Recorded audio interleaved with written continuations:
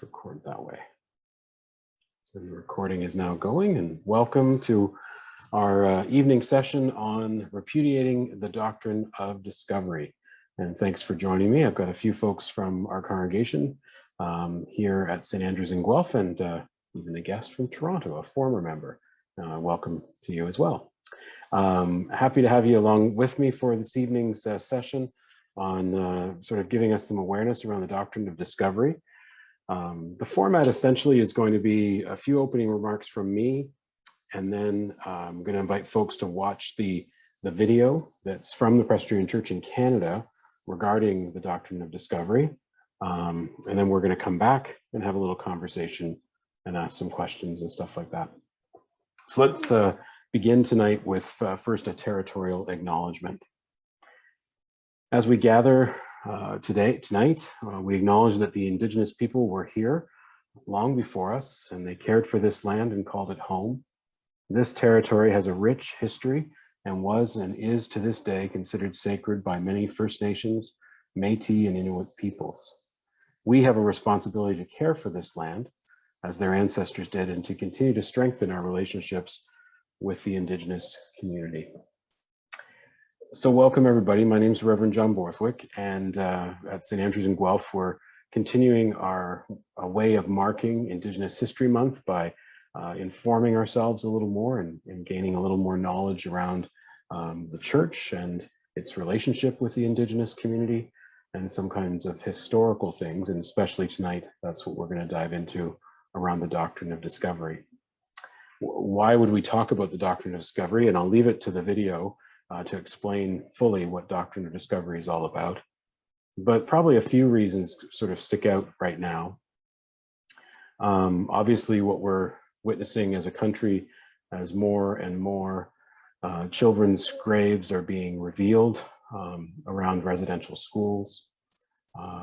As of today, I think we're over 500, and the Indigenous community predicted during the Truth and Reconciliation Commission's report that there could be as many as 6,000, something like that, graves.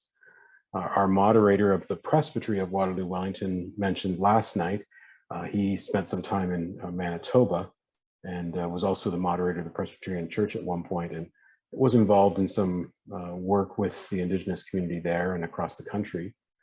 He mentioned that the two residential schools that were maintained by the Presbyterian Church in Canada beyond the formation of the United Church of Canada in 1925, that those two residential schools, Cecilia Jeffrey and Bertel, both have graves there as well, but they don't know exactly where bodies were buried. So this isn't just a Catholic Church thing. It's going to be a United Church thing and an Anglican Church thing and a Presbyterian Church thing, and continues to be a Government of Canada thing. So it's important for us to talk about maybe where some of this comes from. Why would this happen and everything else? Interesting, in my calendar for next week, there's a day called Discovery Day. It's celebrated in Newfoundland and Labrador.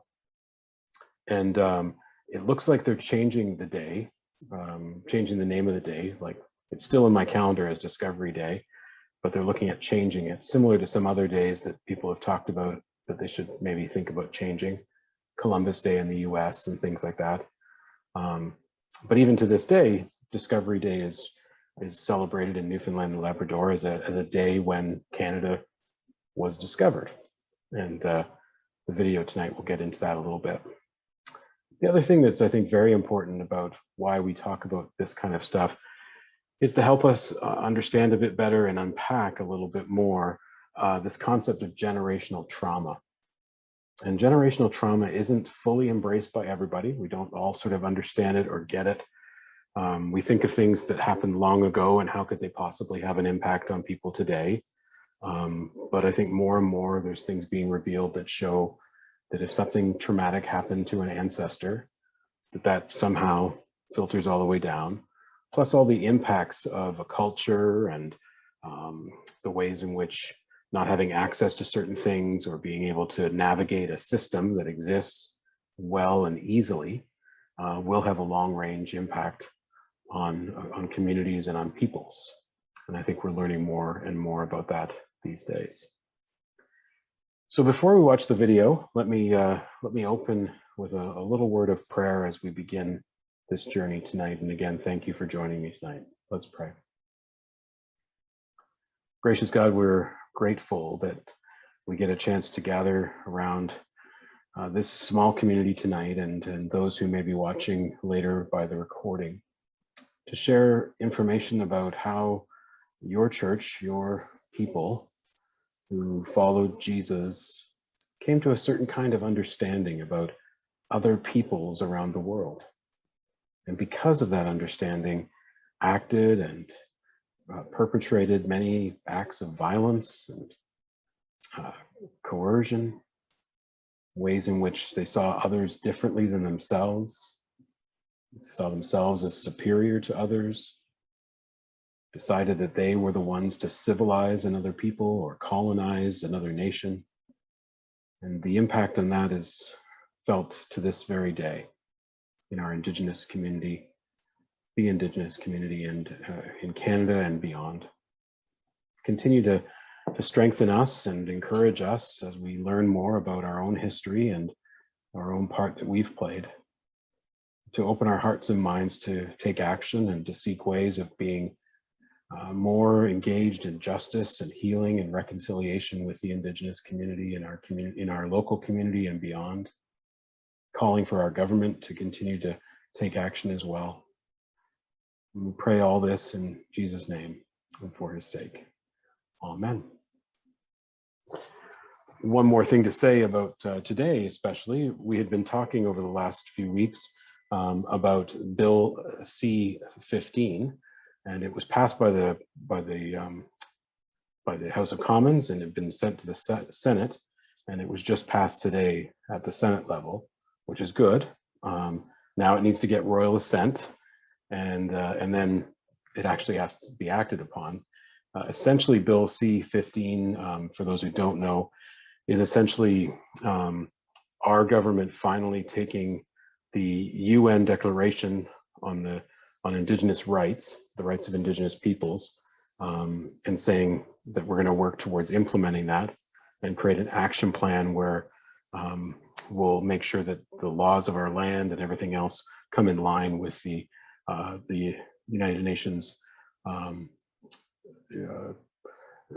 a Declaration on the Rights of Indigenous Peoples. So another step along the way, but as we all know, more and more needs to be done.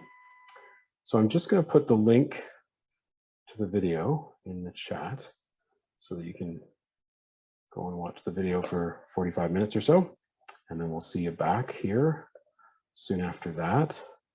If you'd mute yourselves and you've all done that, that's great. So it's in the chat now. So you can go and watch the video, and essentially we're going to have a few questions afterwards. We're going to talk about what surprised us, what we didn't know, what we did know, things that might upset us or outrage us. I will warn you, it's a fairly, how would you say, a bit dry as a video. I felt we needed to do something that was Presbyterian for the context that we're doing. I'll also give you another link at the end of our time together, and it'll be in the YouTube description as well, to a video that was well produced by the Anglican Church of Canada. And it's over an hour long, and it's basically like a movie. It's quite well done. It's a bit more of a documentary. This is more like a webinar, and it sort of is a lot of our in-house folks at national office, but we're really grateful to hear information that is specific to the Presbyterian Church in Canada.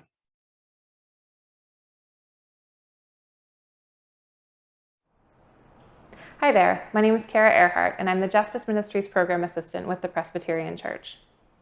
When the Presbyterian Church in Canada made its confession, we acknowledged the harm we caused in operating residential schools and committed to seeking ways to walk with Indigenous people towards healing and wholeness. 2019 marks the 25th anniversary of the first time we made our confession. As we look back on the past 25 years and the longer history of the Church's relationship with Indigenous peoples in this country, we continue to seek ways to live out the spirit of the confession and the Church's commitment to reconciliation. In 2015, the Truth and Reconciliation Commission issued 94 calls to action to deal with the legacy of harm caused in and through residential schools. 10 of the calls to action are directed to us as churches.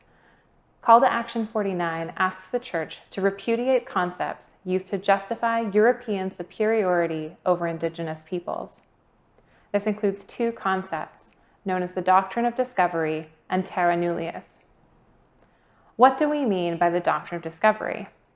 The Doctrine of Discovery was developed in the Middle Ages through a series of decrees from the Church that legitimized European monarchs' colonial efforts to subjugate non-Christians and seize their land across the globe. A translation of one such statement in 1452 granted the King of Portugal full and free permission to invade, search out, capture, and subjugate the Saracens and pagans and any other unbelievers and enemies of Christ wherever they may be, as well as their kingdoms and other property, and to reduce their persons into perpetual servitude. Terra nullius is a related legal concept that is Latin for empty land, or land belonging to no one. Land was treated as terra nullius if it was deemed unoccupied or unowned. Specifically, this often was assumed to mean unfarmed by European standards. The doctrine of discovery as a religious and legal principle emerged in times when church law and state law were deeply connected. The attitudes that underline it have thus shaped the colonial relationship between Indigenous and non-Indigenous people in Canada for hundreds of years. The effects of the actions rooted in the doctrine of discovery and concepts like terra nullius that you will hear about in this video are truly devastating. You will hear sections from letters or reports read out as direct quotations that show a stark lack of empathy for Indigenous people.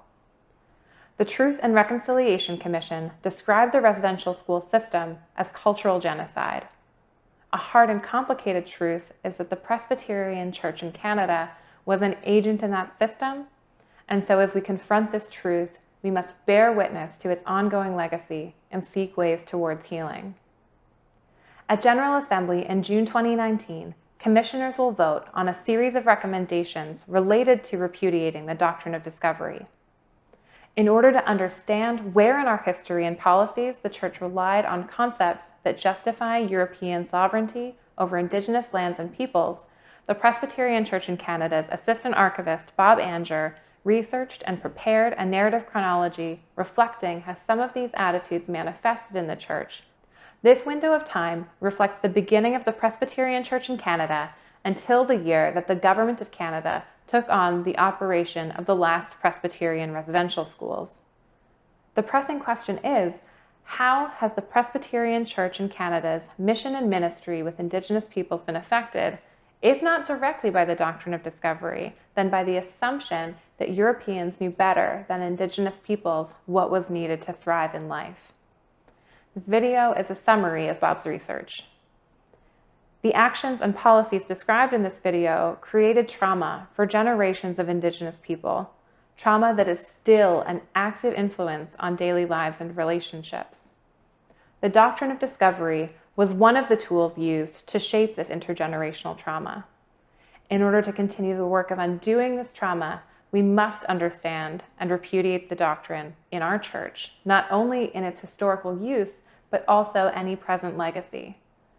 We are working to ensure that Presbyterians and others know about concepts like terra nullius and the doctrine of discovery, so that the attitudes growing from these concepts can be identified and changed.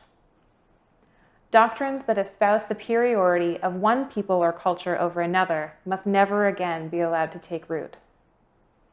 Thanks for joining us to learn about this important research and the effects of this devastating history.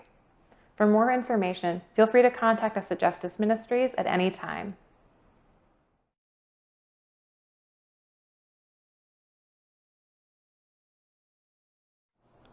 Justice Ministries asked if we could look through the Acts and Proceedings and Women's Missionary Society annual reports and any other applicable sources we knew of in order to find instances where the Church did these. 1.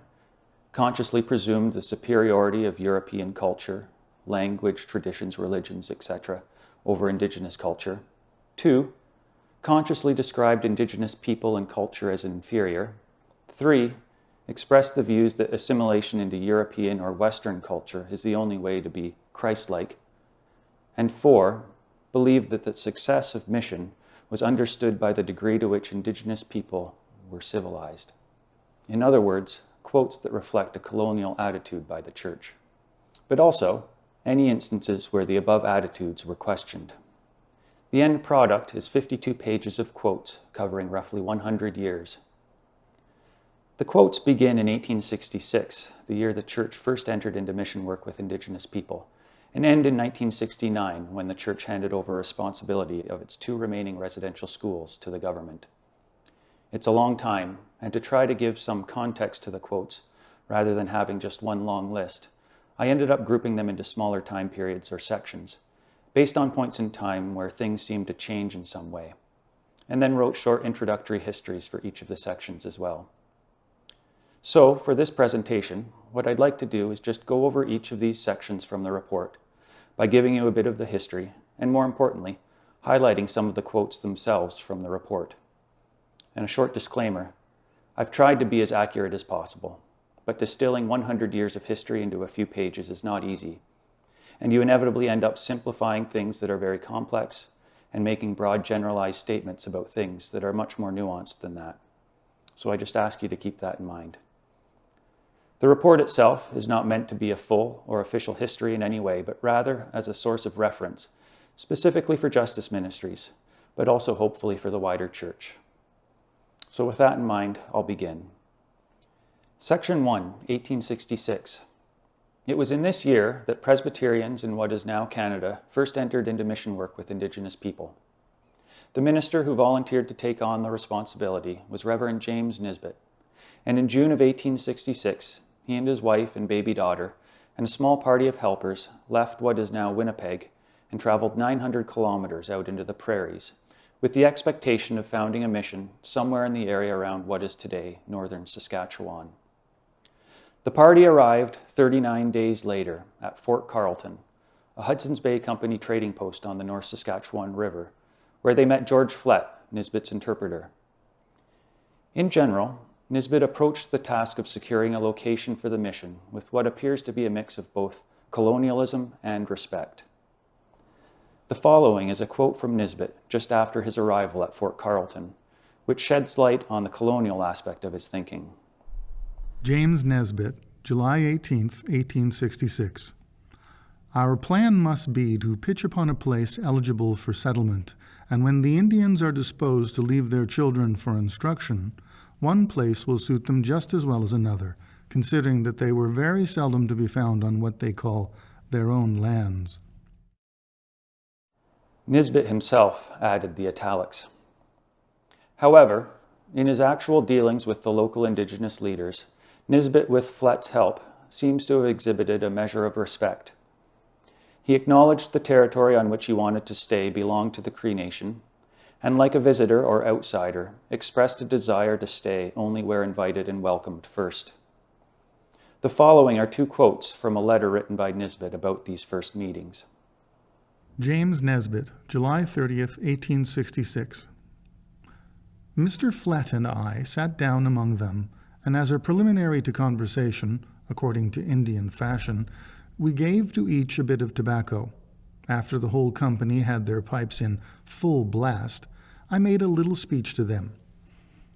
Mr. Flett added a few words telling them the places he had visited and how he had been received, and that he came here because none of the people at the other places had invited us to live among them, although they would not hinder us, that we did not wish to go where we were not desired, that some of their people had invited us to come and live here, naming the persons, that we had accepted the invitation, and he hoped that they would allow us to live quietly among them, and that, if they were so inclined, they would wait upon our instructions, and that we would gladly teach them any useful thing that we know.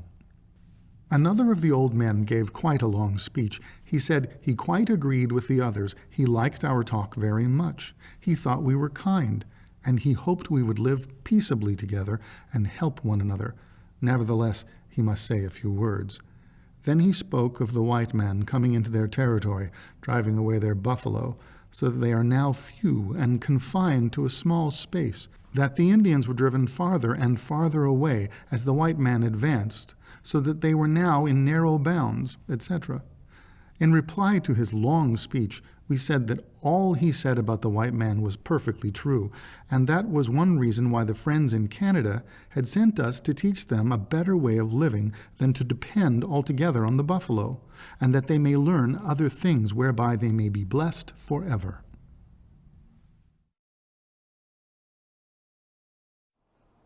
Section 2, 1867 to 1874. This is the time period in which James Nisbet's mission existed. His was the only mission the church had with Indigenous people during this time, and it ends when he and his wife both died from exhaustion and disease, essentially giving their lives for the work. It was a period, too, of enormous change for Indigenous people on the prairies.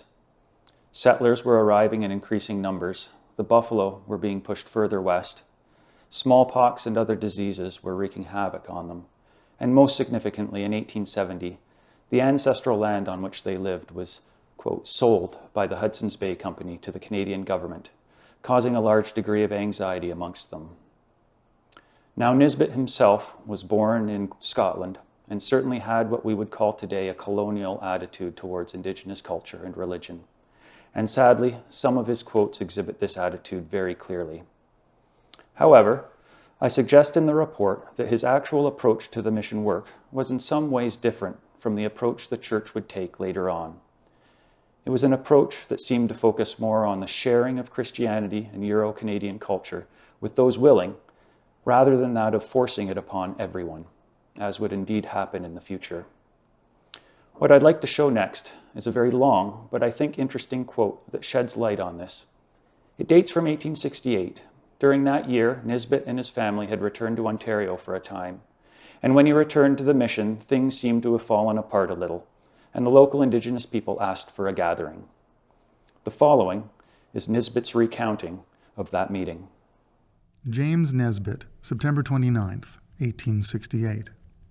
Dinner discussed and the pipe of peace lighted, I said to them that I had been told that there were some among them who wished to speak to us about some things connected with the mission, and I had invited them all to come, that all might hear what is said, and that each one might have an opportunity of saying what he pleased. That we are here to do as much good as we can to as many Indians as we can, and we shall be glad to hear what they have to say, that we may be directed how to act. For 5 long hours, we were listening to the Indian speeches of more or less merit. All the speakers acknowledged the superiority of the white man. None of them would say anything against his religion. Perhaps it would yet become the religion of the whole of them. But as white men encroached on their country, their means of living became less, and the white men must teach them how to live otherwise than by the chase, and help them to do so. Who could they look to but the minister to teach and help them? He was sent to do good to the Indians, and the great book out of which he reads teaches to be kind to the poor. They all agreed in saying that they see no hope for them but in farming. But how can they farm who have never been taught and have no tools? They look to the minister to teach and be kind to their children and grandchildren. They put them under his care. They did not want foreigners to come and crowd them out of their land, but they had no objection to the minister and his people staying among them.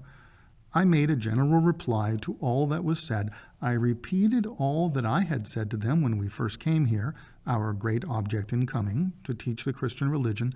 But the people who sent us know that the wild animals are becoming scarce, and they are willing that we should teach such as wish to become farmers and help them at the first to plow, and lend them oxen to haul fencing and logs for houses, and show them how to put them up.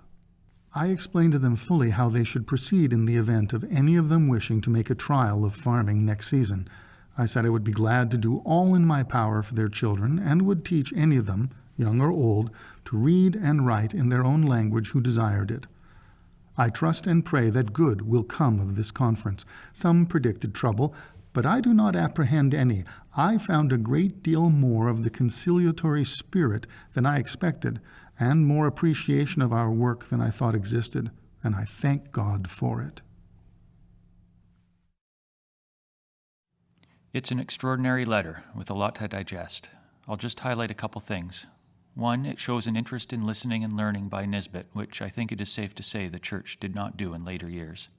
And two, it shows that Nisbet's first focus was to share the Christian message, not to, quote, civilize, but that he was willing to help those that wanted to change, both in terms of learning how to farm and in learning how to read and write, and most notably in their own language. It's a very different approach from what the Church would later take as it began to operate residential schools. Section 3, 1875 to 1883. After the Nisbets' deaths in 1874, the work was expanded slightly. Unlike Nisbet, however, nearly all of the new missionaries appointed, two of them being John Mackay and George Flett, had some Indigenous ancestry themselves and a strong knowledge and understanding of Indigenous language and culture. And from the perspective of simply spreading the Christian message, these missionaries seem to have had some success. The following is a quote from the Foreign Missions Committee report to the Assembly in 1882. The Foreign Missions Committee is the predecessor of what is today the International Ministries Department within the Life and Mission Agency, and was the committee responsible for overseeing mission work with Indigenous people. The quote gives an example of the work of John Mackay, who had been Nisbet's interpreter, and was later ordained to the ministry by the Presbytery of Manitoba. In 1880, Chief Mistawasis requested he be appointed missionary to his reserve, and he became the first missionary at Mistawasis. Foreign Missions Committee Report, 1882. When he arrived, he found that few of the Indians from the prairies could read or write the syllabic character, having forgotten what they had learned at Prince Albert before they removed to their reserve. Mr. Mackay began at once to teach them, and at the end of 6 months he was able to report that in almost every house the heads of families can read and write with ease in their own language. The parents are now also teaching their children, and thus soon the entire population will have a ready access to the Word of God in their own tongue. Mr. Mackay conducts divine service twice every Lord's Day and holds a prayer meeting on Wednesday evenings. In winter, the congregation ranges from 60 to 100. The services have, during the winter, been held in Mr. Mackay's house, as there is neither church nor schoolhouse in which the people can meet. It's a fascinating quote, showing the success of an approach focused on teaching reading and writing in the Cree language to adults, who could then teach it to their own children. Essentially the polar opposite of the rhetoric used just a few years later to establish the residential schools by saying the children were the only hope and needed to be removed from the parents. Section 4, 1884 to 1889. In this time period, the Church rapidly expanded its mission work with Indigenous people. In 1884, the Church had just 5 individuals employed in the work at these places. 5 years later, in 1889, it had 23, and almost all of these new missionaries and teachers were Euro-Canadian, with little or no real familiarity with Indigenous language or culture.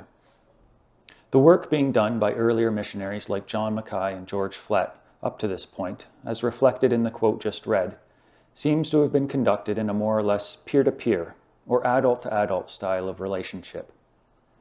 With the passing of the Indian Act in 1876, however, Indigenous people became wards of the government, and sadly, the government, church, and most of Canadian society after this point began to view the relationship as more of an adult-to-child one, much to the detriment of Indigenous people.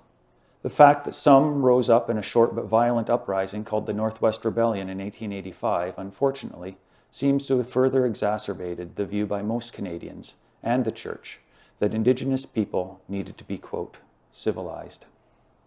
The following is a quote from the Acts and Proceedings of 1885. Foreign Missions Committee Report, 1885.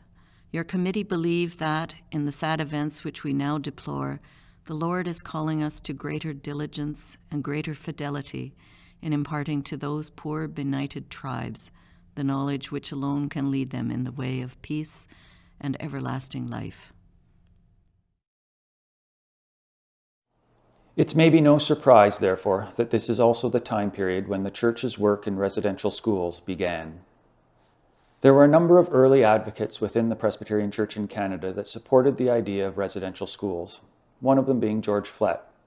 However, the leading spokesperson for the concept was arguably the Reverend Hugh Mackay, a minister from Ontario with no relation to John Mackay noted earlier, who had been appointed as a missionary at Round Lake, Saskatchewan in 1883. At the beginning of this talk, I noted that the impetus for this research was Justice Ministry's desire to know of any quotes from the Acts and Proceedings which consciously presumed the superiority of European culture, language, traditions, religion, etc., over Indigenous culture. The following, which is from the Foreign Missions Committee report of 1886, is, I think, a stark example. Foreign Missions Committee Report, 1886. In closing the report of Reverend Hugh Mackay's school, Mr. Mackay says, "We have been much encouraged in our experiment of a school in which poor Indian children are both boarded and taught during the past 2 winters. And we feel that we can recommend a school of this kind on a large scale to the sympathy of the Church. We have read of asylums for dogs and cats, and the work is spoken of as a work of mercy. Are not these little children better than they? Is it a work to be despised to take these little ones and lift them up from the poverty and filth and paganism in which we find them to become useful citizens of our country and sharers with us of the bright hope of a better life beyond? We think schools of this kind should be established in many places, schools in which the children could be kept, fed, clothed, and educated. They would thus be under our control and away from the pernicious influence of the pagan. If this plan were adopted, we feel assured that in a few years, instead of wandering pagans, we should have industrious and happy communities and many true Christians." Then, at the Synod meeting that same year in 1886, the following resolutions were passed. Synod of Manitoba and the Northwest Minutes, May 20th, 1886. Mr. James Robertson moved the following resolution, which was seconded by Mr. James C. Quinn and adopted, that in order to remedy existing defects and evils, it is desirable that schools be established at which the children may be boarded and so removed from the injurious influences of their home life. The Synod gratefully recognizes the work already being done by the government in connection with the education of the Indians, that the Synod is of opinion more industrial schools should be established in central localities for advanced pupils, and that pupils might be drafted into such schools from more elementary schools, that the Synod press this matter upon the attention of the government. It shows the Church was very much involved in residential schools right from the beginning, a willing and at times leading partner with the government.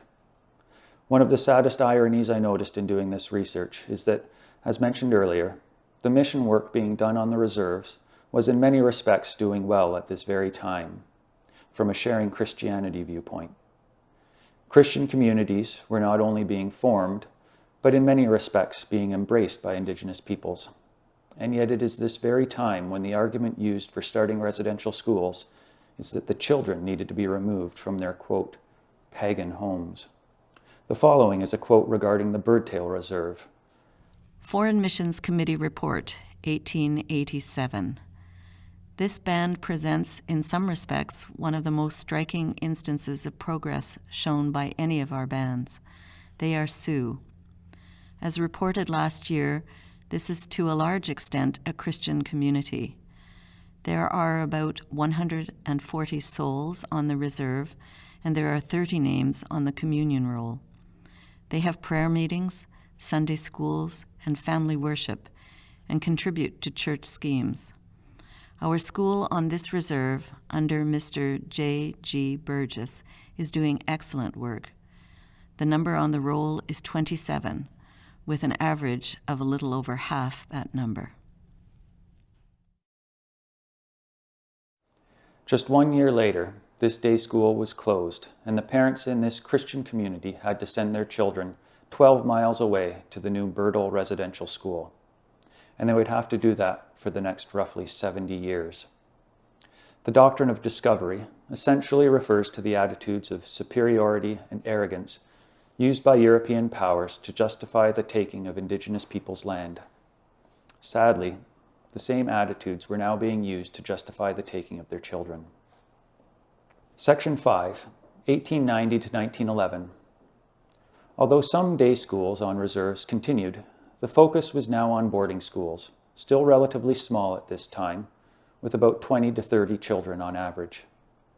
However, in 1890, the Presbyterian Church, along with the government, opened the Regina Industrial School, which took the boarding school model to a new level with a capacity of over 100 children. The aim of this new, larger industrial school was to take in only older children and train them in various technical skills and trades, as well as classroom work. Very quickly, the industrial boarding school system began costing the government a lot of money. As a result, the system of financing the schools was changed in 1893 from one where the government simply paid the expenses to one in which they provided a per capita grant to the church based on the numbers of pupils enrolled in the school. It was a system that never seems to have worked and was a major factor in the closure of the Regina Industrial School in 1910. And yet, it continued to be the method of funding for residential schools for decades. I would say that it is during this 1890 to 1911 time period that some of the most disheartening quotes by the Church can be found. Foreign Missions Committee Report, 1895. This mission, File Hill School, is still under the management of Mr. and Mrs. Alex Skeen. From the beginning, they have aimed at separating the children as much as possible from their old heathen surroundings, and there are now in the school boys who have not been absent from it for a single night for nearly 3 years. Although only first proposed in 1886, the Church quickly embraced the idea of the residential schools, and by 1890 had opened 7 of them. Most of these were in the prairies, but soon 2 more would be opened in British Columbia. Sadly, in embracing residential schools over day schools on each reserve, the Church never seemed to listen in any way to the wishes of the Indigenous people themselves, who for the most part were not necessarily against education, but against sending their kids away. Here are 2 quotes, one from the 1892 Acts and Proceedings and the other from 1893, that speak to this. Foreign Missions Committee Report, 1892. There are over 20 children of school age there on the reserve, attending no school. The only reason they give is that their children are too small to leave home, and they wish to have a school on their own reserve so that they may see their children often. Foreign Missions Committee Report, 1893. The people are wishing to get a school on the reserve. They do not want to send their children away from home.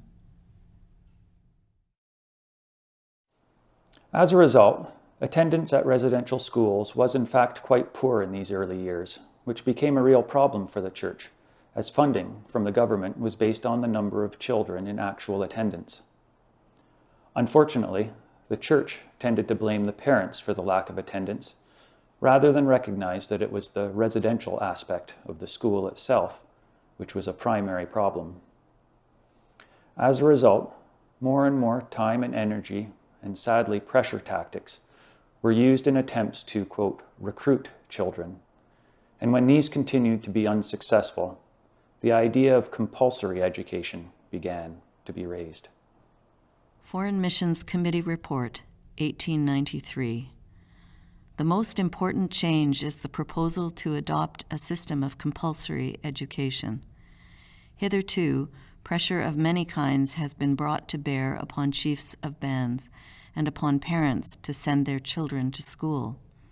Moral suasion has been employed. Rations have been withheld from those who refused, and they have been deprived of some of the favors which it is in the power of the officers of the Indian Department to give.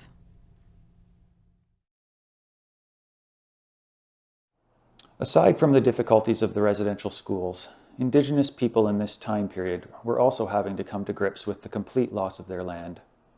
Up to 1890, immigration into the prairies had increased, but was still relatively small, with roughly 43,000 settlers on the land. By 1911, there were 1.3 million. Indigenous people on the prairies, therefore, quickly became a marginalized minority, located on small reserves and crowded out of what had until recently been their land. To the Canadian government and the churches assisting in the work, they became a burden, and the cost of the promises made in order to take the land now sadly became a nuisance, which further cemented the idea that Indigenous people needed to be assimilated.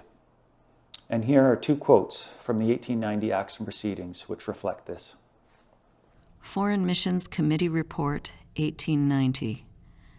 The expense to the country of the Indians is increasing every year and is already a very formidable sum. And this next one, which is particularly disturbing. The only hope of the Indian race is that it should be finally merged in the life of the country. We cannot afford to perpetuate separate nationalities and separate languages within our borders. Our nation, if it is to be a nation at all, must be homogeneous.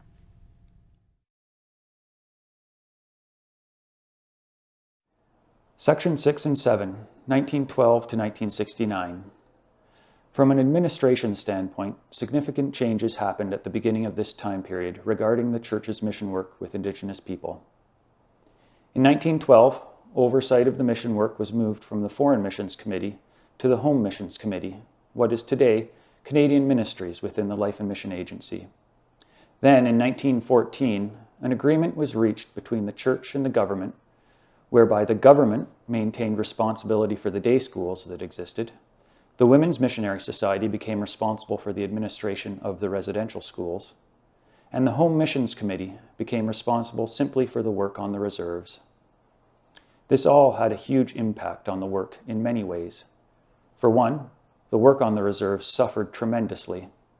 Resources and support dwindled substantially, especially after Church Union in 1925, and some were left without a missionary.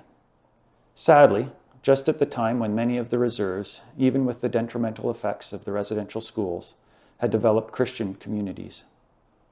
One example of this was at Mistawasis, where John Mackay had been the longtime missionary. For roughly 10 years, from 1918 until 1928, it was left vacant, with no missionary or minister to serve the people. I think it says something about John Mackay's influence and approach that despite this vacancy, and despite having to send their older children to residential schools, a Christian community continued and indeed still continues. As for the residential schools, once under the responsibility of the Women's Missionary Society, the visibility of the work seems to have increased. However, at the beginning of this time period, 1912, attendance and therefore finances continued to be a problem for some schools, and efforts to bring in children called, quote, recruiting, became more pervasive. Here are two short quotes from 1916 regarding Birtle, which indicates it was struggling. Women's Missionary Society Report, 1916. If the difficulties of recruiting could be overcome, we believe that Birtle would more than hold its own. Board of Home Missions Report, 1916. The Birtle School, enlarged 3 years ago, has been passing through a trying period of its history. The staff has been efficient, but the attendance has been too low for satisfactory finance. Further study, I think, should be done on this issue, but from what I glimpsed, it could have been a rare point in time when the residential schools could have been discontinued. Some of them were suffering financially, and in one case within the Presbyterian Church, at the Crowstand Reserve, the residential school was discontinued and a day school placed back on the reserve. And here's a quote from the 1916 Acts and Proceedings reflecting this change. Board of Home Missions Report, 1916. Whether this experiment will prove more efficient than the old method remains to be seen, but the difficulty of getting a sufficient number of children for the boarding school made it imperative that some change be made. Sadly, rather than recognize the real problem that Indigenous people did not want to send their kids away, the church and government focused instead on forcing them to do so. And in 1920, compulsory education became fully enforced. Board of Home Missions Report, 1921. A new regulation of the Indian Department which came into force last year requires the enforcement of compulsory education of Indian children. Our schools are all overcrowded. Women's Missionary Society Report, 1921. Attendance at all the schools has greatly improved. Compulsory school laws enforced by the government are proving a benefit. With attendance increasing substantially, all of the schools needed to be enlarged. Health conditions within the residential schools were always bad, but in the early 1900s, things seemed to have gotten worse, both in the schools and on the reserves. Increased contact between growing settler populations near the reserves and increased attendance in the confined spaces of our residential schools seemed to have had a terrible impact, with tuberculosis being especially rampant. And here are two quotes regarding this. Women's Missionary Society Report, 1917. The health of the pupils and adults has been exceptionally good. The death rate is decreasing each year at Round Lake Boarding School. Women's Missionary Society Report, 1941. Miss Carruthers, a nurse at Cecilia Jeffrey, has had a busy year. Flu, 37 children, mumps, 106, scabies, 40, pneumonia, 2, tuberculosis, an average per month of 13, transferred to the sanatorium, 7, deaths, 2, general diseases, 70, accidents, 3, operations, 3, deaths, 1, miscellaneous doctor's visits, 5, and a complete X-ray in October. However, this was also the time period when some within the church started to question aspects of the residential schools system. In a report to the Presbytery of Regina in 1923, Reverend R.B. Heron, former principal of the Regina Industrial School, was critical of the quality of education provided to children in residential schools and the lack of voice given to Indigenous parents in the system. He was encouraged to write an article in the Presbyterian Witness, a weekly magazine, but nothing substantial seems to have come from it. The following is a quote from the Women's Missionary Society Annual Report for 1932, which, although not exactly critical, does at least show the beginnings of some empathy. Women's Missionary Society Report, 1932.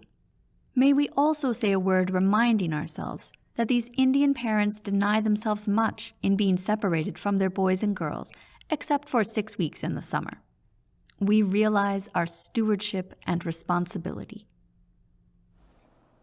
And another quote from 1948, which shows the tiniest beginnings of some change. General Board of Mission Report, 1948. Our school-age children are all at the Indian Residential School at Birtle, Manitoba. This year, they were allowed home for Christmas holidays. Everybody enjoyed these days very much indeed. It was the first time our Indian people had their families home at Christmas time.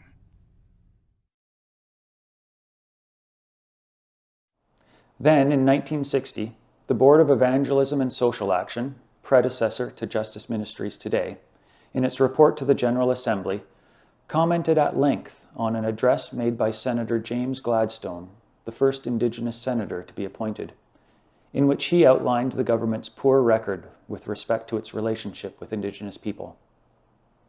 The Board of Evangelism and Social Action Report, 1960. It is the conviction of your board that the Assembly ought to accept the invitation of Senator Gladstone and lend our voice to his. The board then quoted at length parts of a letter written by the senator to the church. The following is one part. Senator Gladstone, as far as the churches are concerned, I believe they still have a big job to do. However, I feel they should try to put education and religion on the same footing as it is in the non-Indian communities around the reserve. This would mean the abolition of residential schools and limiting of missionaries under the work of religious instruction, church services, etc.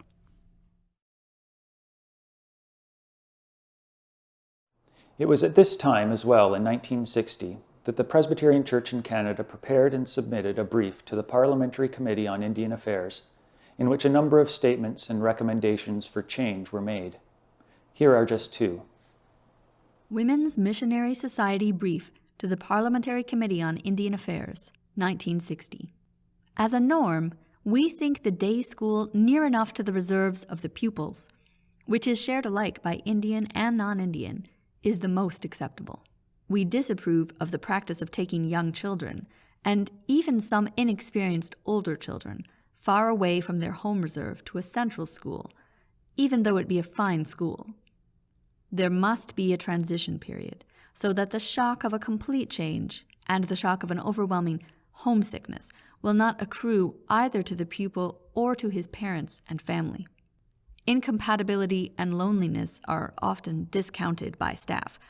These are major problems, often leading to withdrawal from schools. Just for some context, the Church wrote this 6 years before Chanie Wenjack ran away from the Cecilia Jeffrey School.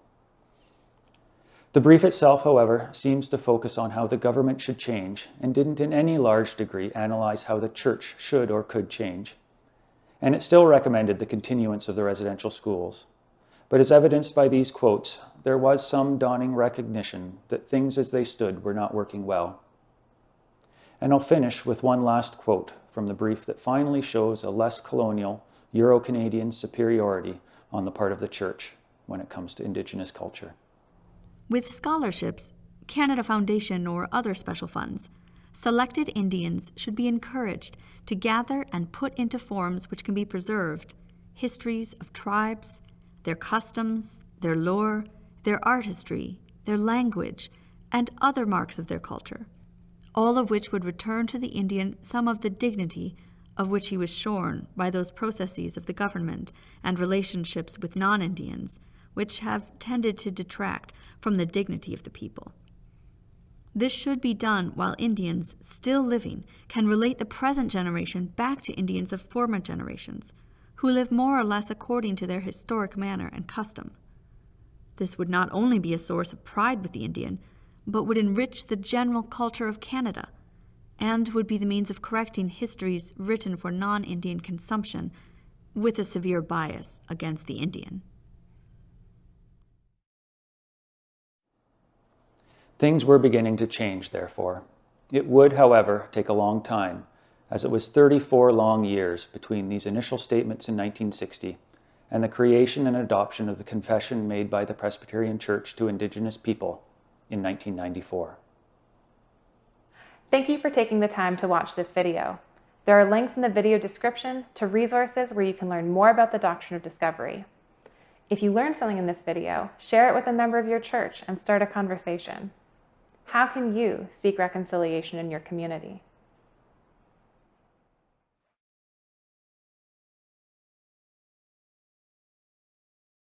So thanks for watching the video, if you were able to, and you can certainly check it out again later. In the comment section or in the description of the YouTube, there will be a link for the report that Bob Anger references, the full report that he was referencing, and some other links as well on the Presbyterian Church in Canada's webpage. So I thought we could have just a brief conversation. Again, we're being recorded, so whatever that means for anyone, you can participate or not as you go along. I'd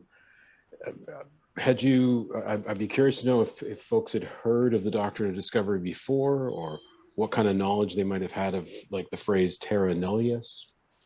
Anybody heard of it before? I only heard it from you, and not this recent time.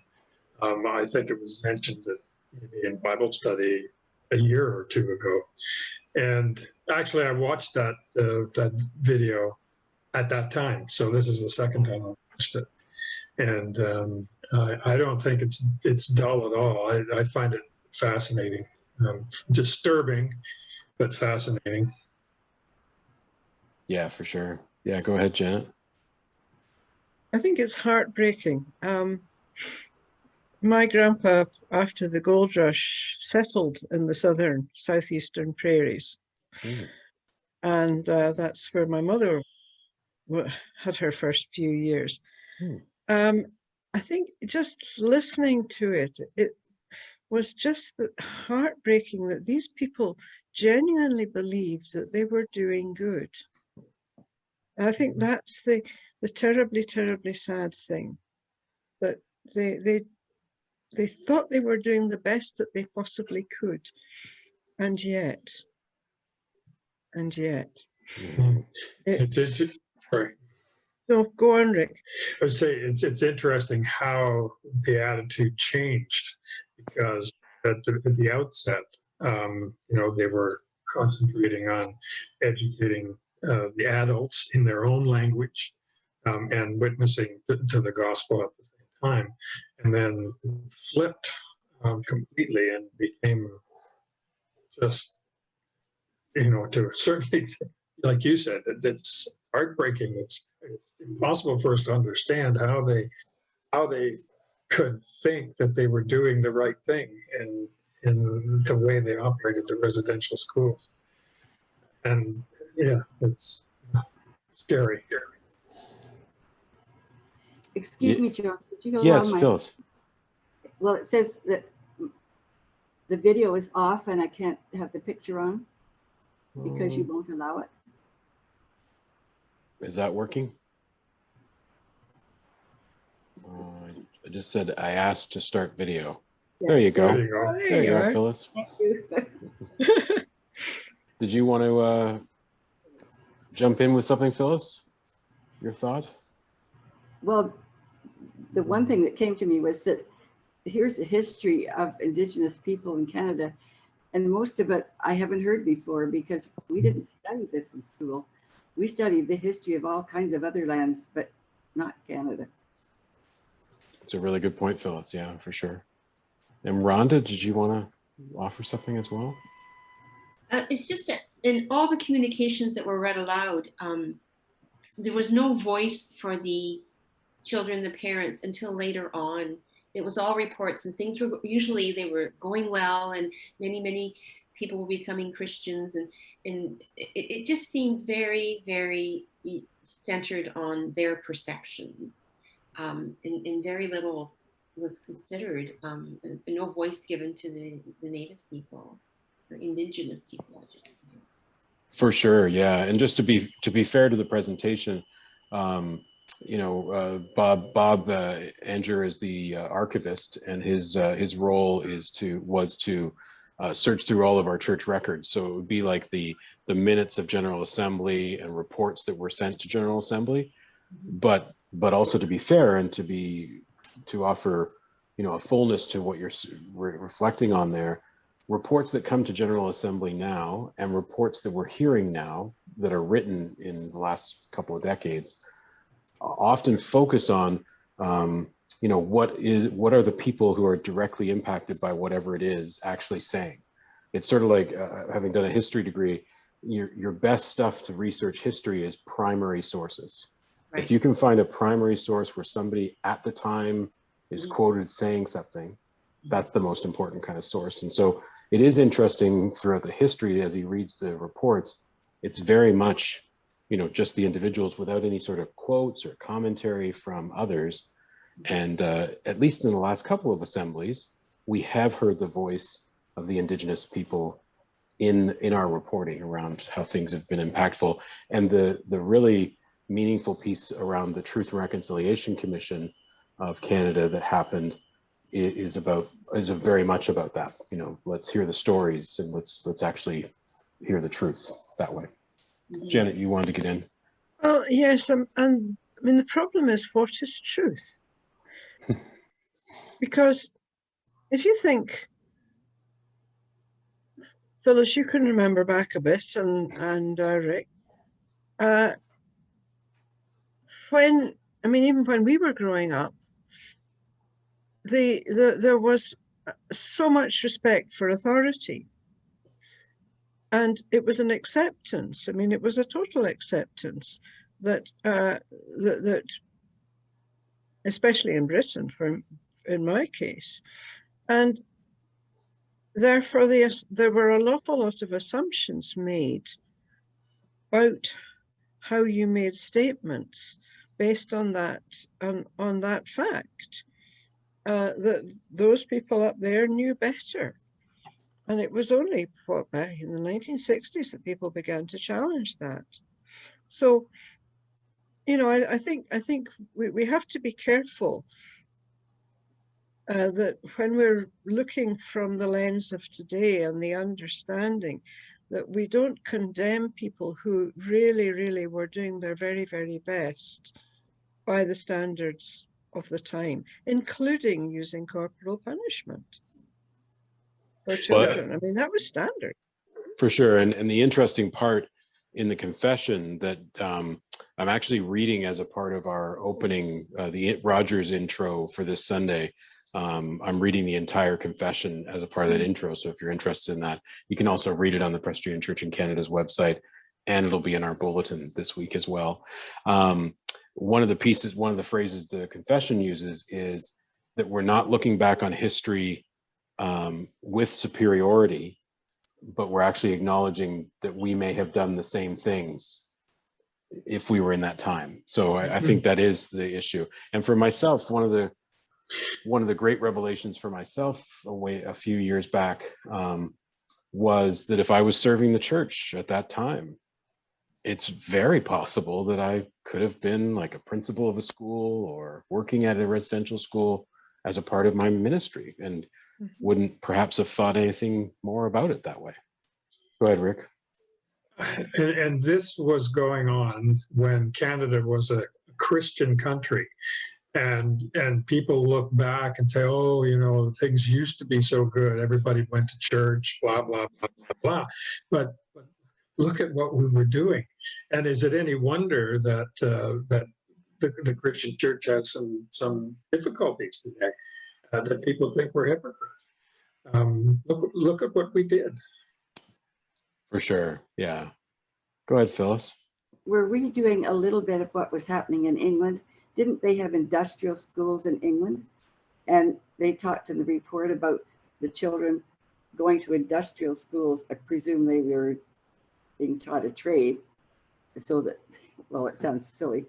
Definitely, like the work of poorhouses and stuff like that. Yeah. Mm-hmm.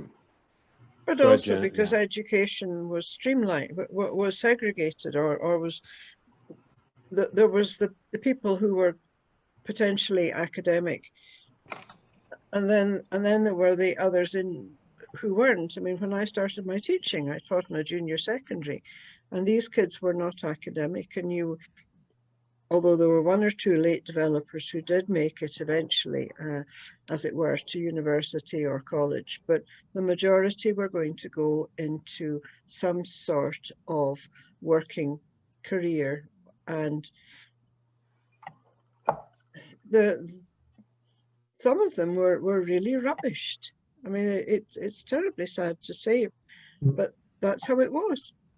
But we're still doing that. We're still streaming people. And it's only recently they decided that this is not good.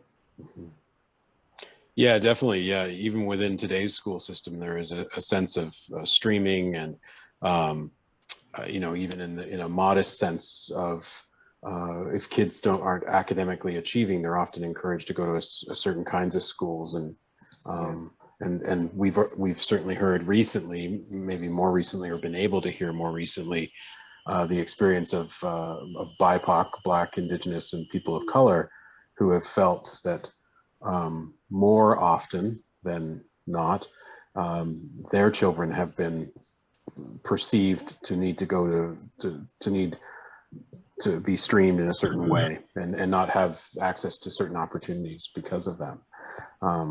Yeah, I mean, part of it is definitely human nature, but I think the deeper, for me, the Doctrine of Discovery just stands out as sort of like the essence of how we could do things to other human beings not seem to have any connection. Like Bob uses the phrase empathy a lot. Was there empathy or sympathy for certain things? And it just seems that something that was created in the 1400s just has become something that continues to this day. And I've had conversations with people like within this year where people have expressed things that sound very similar to the people that we just heard quoted around, these are misguided people. They don't take care of their things. They're not very civilized, and we're just trying to do good by them. There's a lot of corruption, all these kinds of things. But the core essence that seems to always be missing is a kind of empathy. But if this was your child, would you willingly let your child be taken away from you? Would you want that? And I mean, one of the quotes in the story that we heard today, some kids have been there for 3 years and had never seen their parents. Like, how is that possible? And these are not like, these are not 18-year-old kids. These are little kids who have been kept in a residential school for 3 years. And then when all the things that have come out, some other stories, not happening in every single school, obviously not every single person who worked there, for sure, but created opportunities for those kinds of things to happen around abuse and sexual violence and abuse. I mean, what a terrifying and traumatic experience for those children and for their parents. Yeah, Janet. Well, I'm just reminded of the fact, if you read Oliver Twist, that was happening in England. Oh, for sure. Yeah.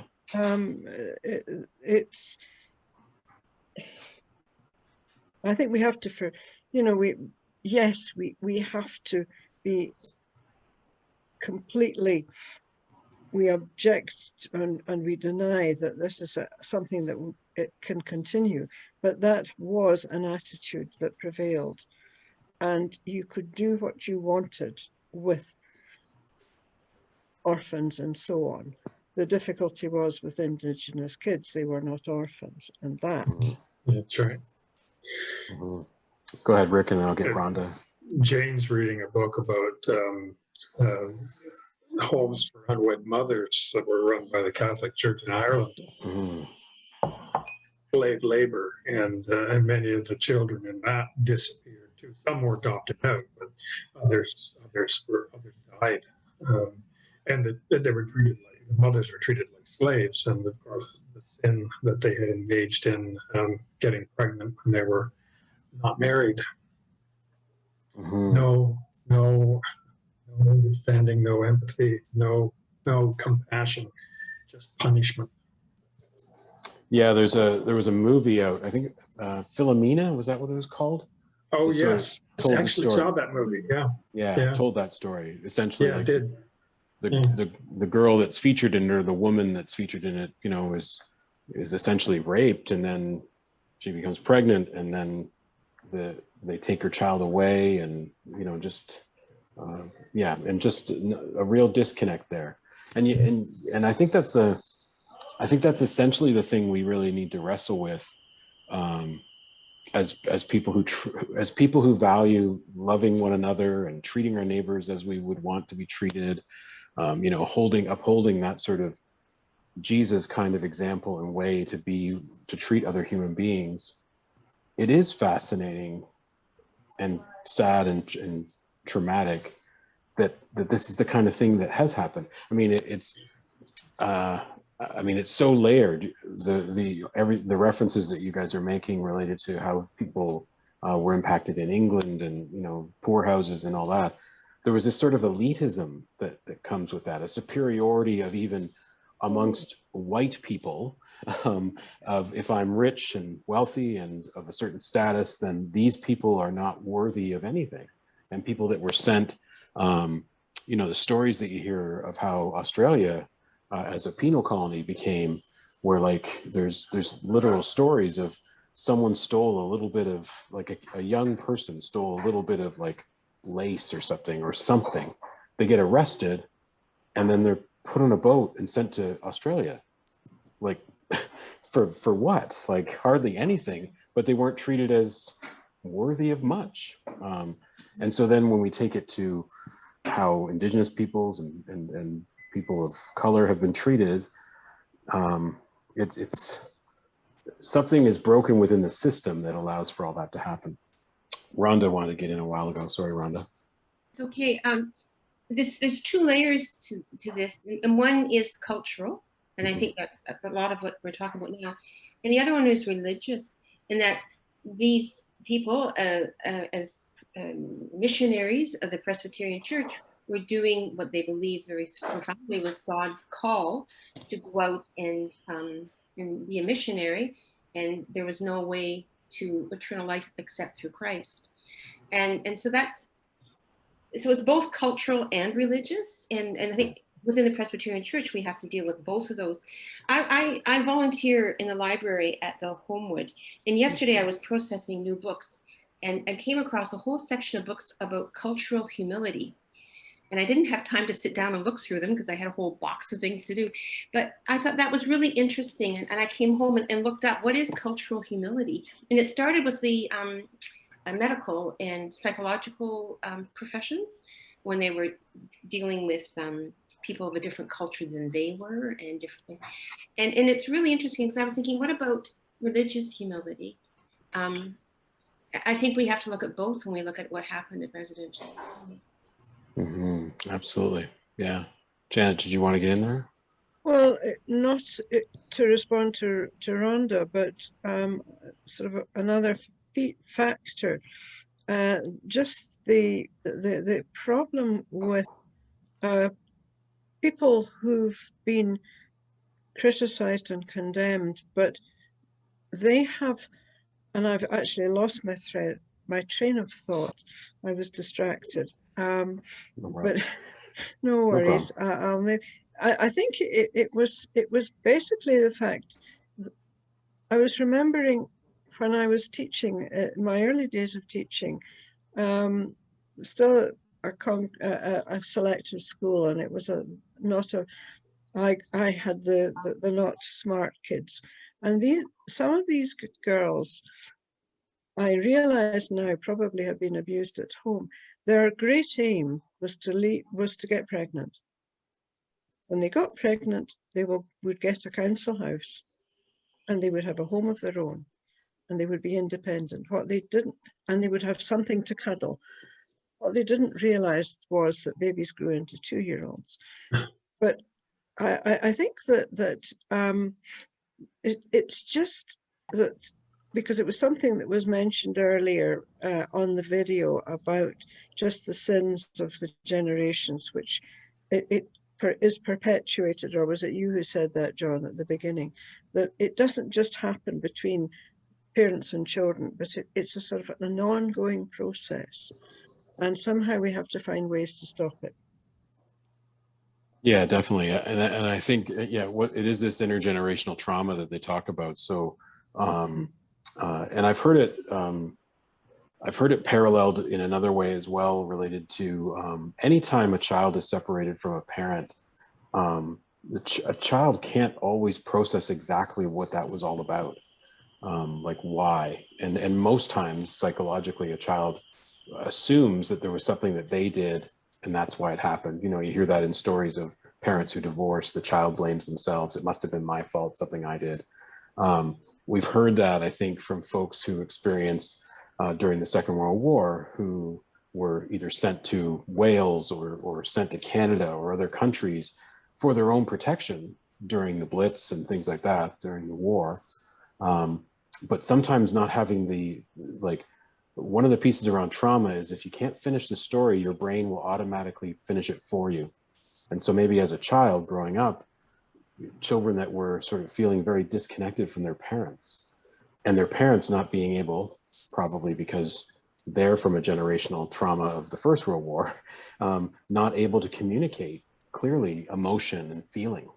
The quote that's in here about where Bob says that the Women's Missionary Society finally was showing a touch of empathy when they said, those parents, they deny themselves so much by sending their children to residential school. And it's like, wow, that's a very reserved way of saying you know, this was painful and hard and everything else. And so you wonder about some of those connections, and it just keeps going and going and going. And that's sort of where we find ourselves today. It's important. It was named as a part of the calls to action from the Truth and Reconciliation Commission, that we needed to, the church especially, needed to repudiate certain kinds of doctrines and belief systems. And I will say it was a surprise to me when I was at General Assembly in 2019 that we hadn't already repudiated some of this stuff. So actually at General Assembly in 2019, we did repudiate it, which was great. But I always find with the church, and I mean Big C Church, we're always a little bit behind the scenes. So, or you know, how do you come out into the community and say, hey, guess what we did this week? We repudiated the doctrine of discovery from the 1400s. Look at how great we are. And the community around us might kind of look at us and go, okay, like, way to go, like, well done. Because I don't think we all think that way now. So anyways, that was a fascinating side of it. I'll go to Nolly and then over to Rhonda. Go ahead, Nolly. This is all sort of a new for me, so I was just taking it all in. Mm-hmm. And I was just thinking that the culture at that time, maybe the parents thought that was the thing to do. In looking at the report did not cite any complaint from the indigenous people. I'm granted we didn't see the full report. So this happened then, and now we are looking back at it and putting our values and our feelings on the people at that time. So I am interested to know if at that time there were any report indicating complaints. Yeah, so I think if you were to dig deep into the Truth and Reconciliation Commission's report, it does tell stories of experiences of Indigenous peoples who were upset, concerned, spoke out against the treatment at the schools, what their children were experiencing, lots of stories like that. There were also individuals, including, we're very much informed now about medical officers of health, but there was a medical officer of health who actually, of Canada, who stood up and made reports and said, what's going on in these schools is essentially a crime and is a health crisis. And the government essentially silenced him, and he wasn't able to move forward in his career and kind of pushed him aside. He tried to speak out. I think one of the things that we can see a little bit through the threads of what this webinar was trying to show us was that what the community really wanted was the day schools. And that was a learning for me. I didn't fully grasp the notion of the day schools as opposed to what the residential schools were. But I guess in a sense, they started with day schools. So kids, they would be close proximity to the reserve, and just like anybody here would go to school, it's nearby. Then they evolved to residential schools. But you heard the evolution of that it took, it was like way back in the 1880s, they were doing day schools. Then they evolved into residential schools. And it wasn't until the 1960s that, again, through a voice in the webinar, the voice of Senator Gladstone, who was a Indigenous chief, that we need to get rid of residential schools and return, if we're going to have any kind of education system, it's going to be these day schools that will be different, because the families should not be separated from their children. So I think that's part of it. The other thing we are aware of is that when the government did make that move to, as he speaks about it as an evolution from, we just offer them and hope the kids will get sent. Then it was like, could we recruit them to come? And then it turned into compulsory education by order of the government. The government literally sent the Royal Canadian Mounted Police, along with teachers, whoever was picking up people, and basically said, if you don't, it's an order of the government, you have to do it, otherwise we'll arrest you, or other kinds of violence could happen. And there are stories where Indigenous people fought back and that didn't go so well, and also children who ran away and didn't come back to their communities. Their parents basically said, run and get out of here. And just so the sense is that they, generally speaking, I think as many of us who have been parents or raised by parents have a sense, to be separated from your parents as a child is not what we would want. There's something not quite good about that. I'm going to go to Rhonda and then Rick, and we'll wrap up in a sec. Well, just going back to how do we tell the community at large, the Canadians at large, that the Presbyterian Church has recognized not just the doctrine of discovery and repudiated, but moving forward, all the things that are going to come out in the next while, especially about Bertel Residential School and Cecilia Jeffrey Residential School. So maybe this is the opportunity for us to really grow as a faith. What happened when we went in with no cultural or religious humility, we did not see the spiritual value of the Native belief. Sorry, I say Native and I shouldn't. It's Indigenous spirituality. Yeah, yeah. Indigenous. And just look at the issues we've got with our treatment of nature, and in the previous study that we did about how women are treated, it changed because of the impact of European society. They recognized and esteemed LGBTQ people it was very much different in the society that we are from. We've got a lot to learn from them, and I'm just thinking of going to Gord Downey's song about Chani Wenjack. He went to Cecilia Jeffrey School.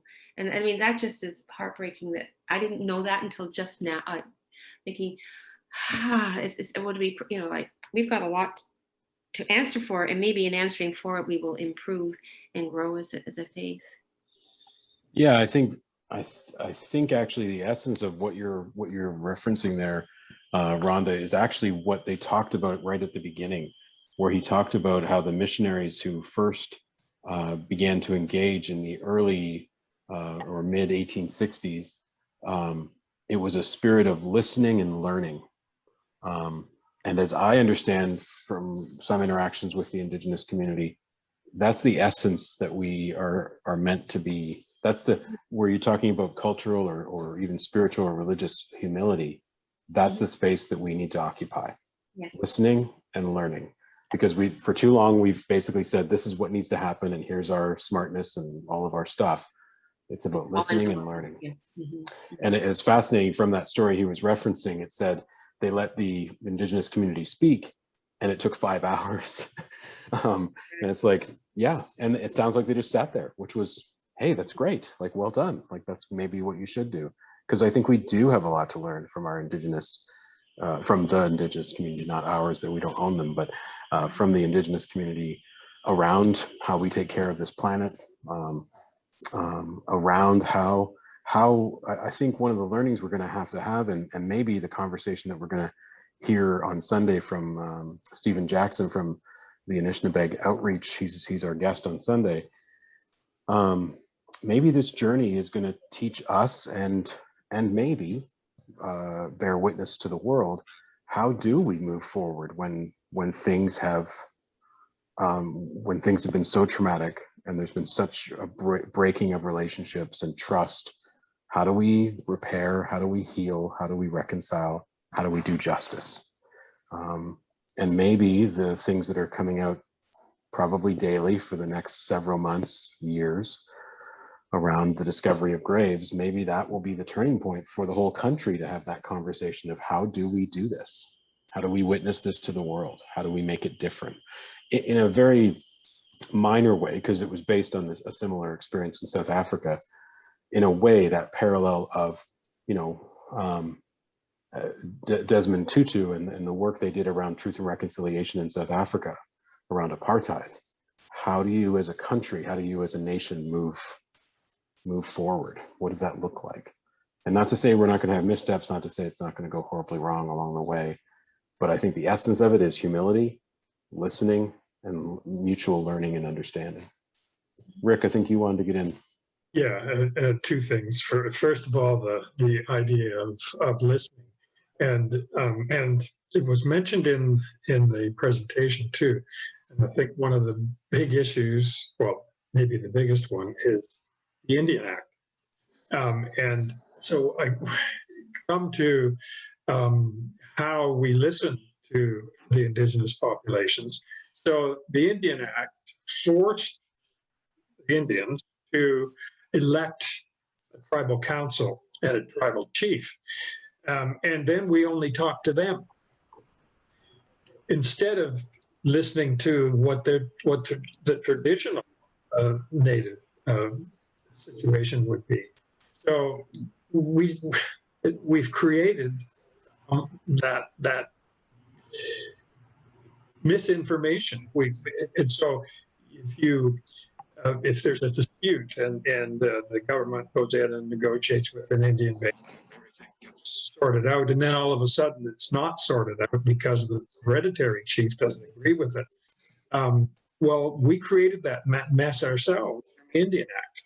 So that's one thing. If we're going to listen, we have to do like they did, sit down and listen for 5 hours. If that's the way that the indigenous people want to communicate. Listen to what they're saying. Don't put them in a box and say, well, you have to respond this way.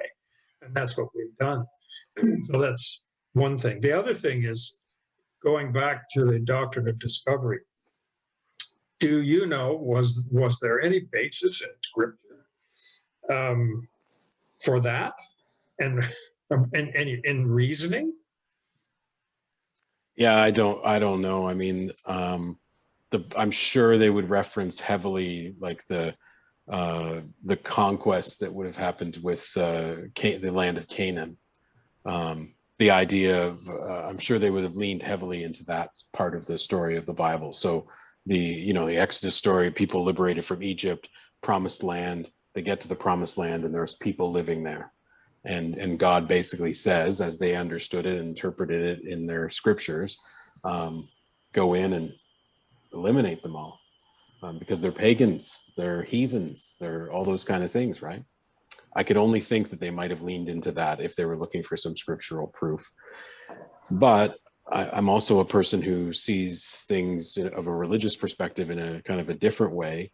And we just lost Rick. But just that sort of idea of they may have also very much leaned into the economics and power that's all a part of that.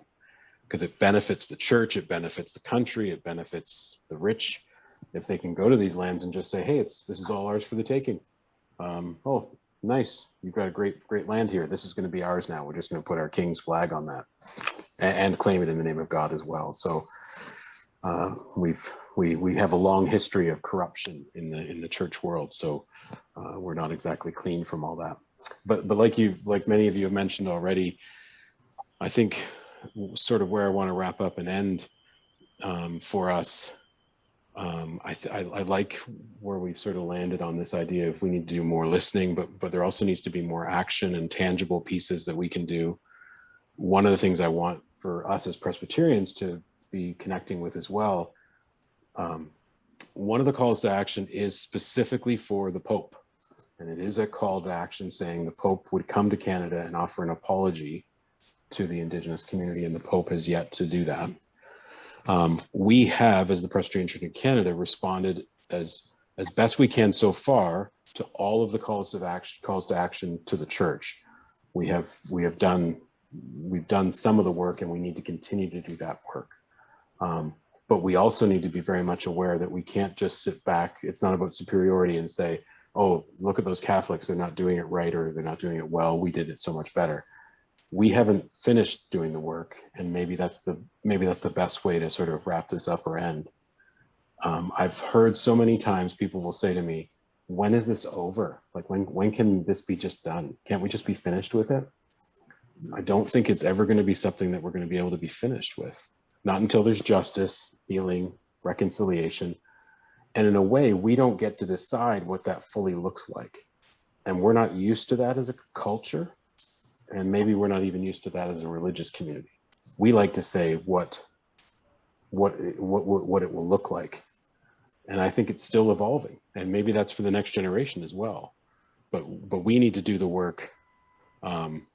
We need to do the work ourselves, learning about things, talking about these things, getting to know what these things all mean, so that we can be informed and can maybe understand a little better and be given a little more insight into why some of this can be very impactful. And hopefully, because that was one of the threads of the theme of the webinar, hopefully it ignites within us a kind of empathy that doesn't just look at it in the way that some of those stories looked at it. You know, like there's these problems in those communities and they're just poor and they don't know how to live and things like that.